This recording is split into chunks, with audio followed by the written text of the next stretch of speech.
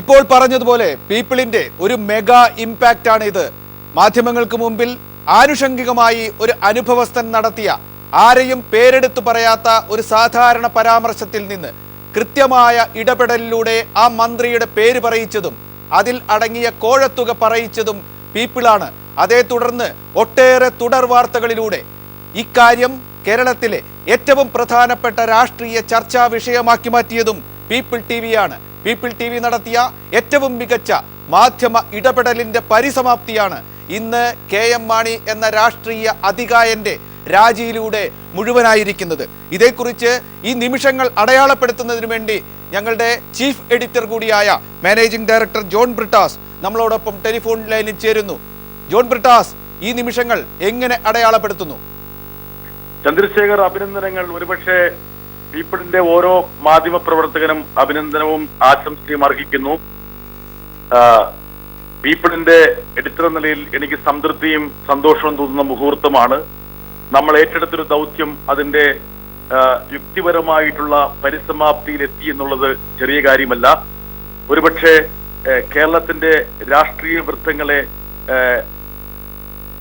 അഴിമതിയിൽ നിന്ന് വൃത്തിയാക്കുന്നതിൽ ഒരു മാധ്യമം ഏറ്റെടുത്ത ദൗത്യം ഒരു മന്ത്രിയുടെ രാജിയിൽ കലാശിച്ചു എന്ന് പറയുന്നത് ചെറിയൊരു കാര്യമല്ല.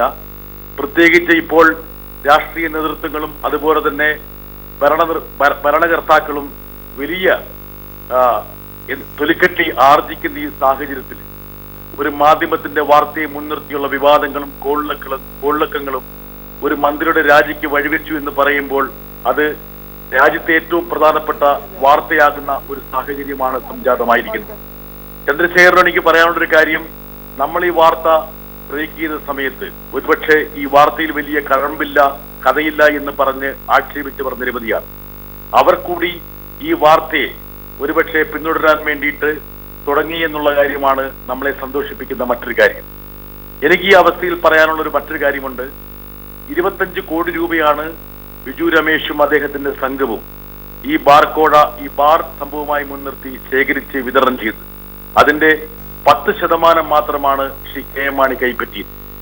ബാക്കി 90% കൈപ്പറ്റിയ ആൾക്കാർ ഇപ്പോഴും അധികാരത്തിന്റെ തണലിൽ നിൽക്കുകയാണ്. സ്വാഭാവികമായിട്ടും രണ്ടാം ഘട്ട പോരാട്ടം ഇവിടെ ആരംഭിക്കുകയാണ്. 90%, ഈ പറഞ്ഞ 25 കോടിയുടെ 90% കൈപ്പറ്റിയ രാഷ്ട്രീയക്കാർ ആരൊക്കെയാണ്? അവരെ കുറിച്ച് എന്തു തരത്തിലുള്ള വാർത്തകളാണ് ഇനി മാധ്യമങ്ങൾ നൽകേണ്ടത്? അവരുടെ രാഷ്ട്രീയ ഭാവി എന്താണ്? ഇത് സംബന്ധിച്ചുള്ള ഒരു ചോദ്യചിഹ്നം കൂടി ഉയർത്തേണ്ട ഘട്ടമാണിതെന്ന് എനിക്ക് തോന്നുന്നു. ചന്ദ്രശേഖർ. ബ്രിട്ടാസ്, വളരെയധികം നന്ദി ഈ സാഹചര്യത്തിൽ ഇത്രയും കാര്യങ്ങൾ പറഞ്ഞതിന്.